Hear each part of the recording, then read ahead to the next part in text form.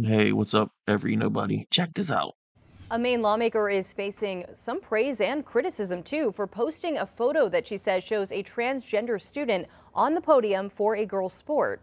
The I-Team's Stephanie Grinley is following this developing story from the live desk. And Steph, that lawmaker just posted again about this today. Yeah, Marissa, she did, and she's doubling down despite calls to take down the post in the first place. Republican Representative Laurel Libby of Auburn posted on Facebook this week a photo of a student, unblurred, who she named. She also called the student athlete, quote, unremarkable in boys sports. Now, we have blurred the student's face to protect the student's identity. Libby says the student placed fifth in a boys pole vault 2 years ago, but placed first in a girls championship event this week.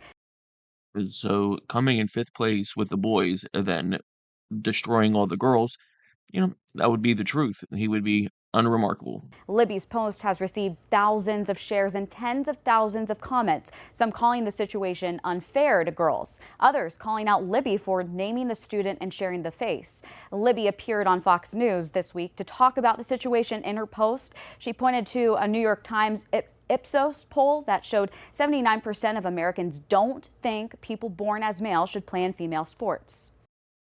Look, I'm not gonna lie. I'm not gonna talk about it much. I was a 3, 4 sport kid growing up. I was the coach's son. I played sports at a very high level growing up. And it was all boys. There was none of this stuff in the 80s and 90s when I was growing up. And I gotta tell you, any females that were playing baseball, soccer, football with us, they would have been absolutely destroyed. It would have been my God. Mainers are independent minded and they are commonsensical. And this defies common sense. Now, House Speaker Ryan Fecto gave a statement to the Press Herald saying, quote, all kids, including transgender students, deserve better than to be used as political fodder for internet bullies. They shouldn't have to worry about a politician sharing images of them online without their consent, end quote. Now, we did reach out to Representative Libby for comment today and have not heard back. She posted about the situation again today and has not taken her previous post down. Live in the newsroom, Stephanie Grinley. Greg, back to you. All right, Stephanie, thank you. Yeah, I mean, I would put the person on blast as well. I understand that they're a minor, so I'm gonna tread lightly here, but at the same time, you're taking away a lot of opportunities away from these young females. These young women can get scholarships. Some people don't have the money, don't have any way to get student loans to be able to go to a college of their choice or whatever it is. These people are sometimes scraping to get out of the mud, regardless. Well, I know it's tough to see white people and think, they might have it tough, but they're scratching to get out of the mud to maybe get a scholarship to go to college, to even go to college at all, let alone the college of their choice. And this boy transitioning over is going to take opportunities away from these young women. And it's disgusting. It really is disgusting. Stay in your lane. Either that or there needs to be enough transgender people to have their own division. Either that or you have to be in your own gender. It just is what it is. I don't want to play any fantasy games and talk any more about it other than that. But, a true leader, what a real leader would do, what a real president would do is they would come in and they would fix this trash. They would fix this. They would protect the women and the girls, and the feminists would cheer and all the women in the world would cheer. But, you got crazy people. Anyway, it's still nice to see. Want to see a real leader? This is what he does. If you'd like to gather around me, I think I'm going to be okay. Come on. Come on. Hello. Secret Service is worried about them. If we have to worry about them, we have big problems. Okay, do you want to do this? Watch what I do, and then I'm going to give you some pens, okay? You ready? What a nice picture this is, huh, Governor? You ready? We'll do a good job. Wait, let me press that. I want to make this a really good signature because this is a big one, right?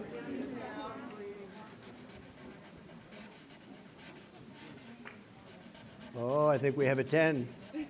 We have a 10. God bless you, Mr. President.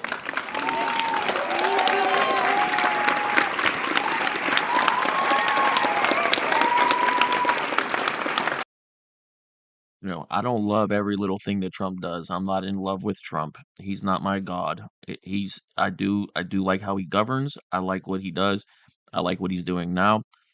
And I like whenever he takes the bull by the horns and he handles business. And that's what he does here. A lot of people that hate Donald Trump just see their hatred is all they see. And ultimately, this is a grandfather. This is a father. He has daughters, and as a father with daughters, I have to tell you, this is you're just being stupid. You're just hateful and dumb, and you just can't make any sense. And you're literally it's the spitting angry. That's what you're acting like. But ultimately, the governor of Maine is just a trash human, and he calls her out right to her face. Again, leadership. The NCAA has complied immediately, by the way. That's good. But I understand Maine. Is Maine here, the governor of Maine? Well, are you not going to comply with it? I'm complying with state and federal laws. We are the federal law. Well, you better do it. You better do it because you're not going to get any federal funding at all if you don't. And by the way, your population, even though it's somewhat liberal, although I did very well there, your population doesn't want men playing in women's sports. So you better comply because otherwise you're not getting any federal funding. See you in court. Every state, good. I'll see you in court. I look forward to that. That should be a real easy one. And enjoy your life after governor because I don't think you'll be in elected politics. Every state has a responsibility to comply with Title IX. They have an obligation, a legal obligation, and we'll be enforcing aggressively, and we're going to be protecting our citizens. All the people clutching pearls over Trump tap dancing around the lawsuits and all the blocking that Democrats are trying to do with the executive. It's it's just disgusting. These people are so pathetic and inauthentic. It's just strange to me to even listen to them speak, to be honest.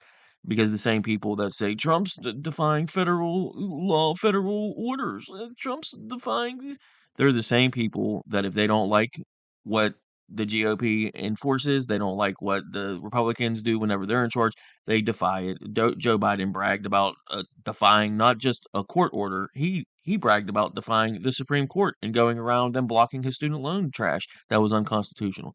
And he bragged about it. He said, "That's not going to stop me. I don't care what the Supreme Court says. That won't stop me."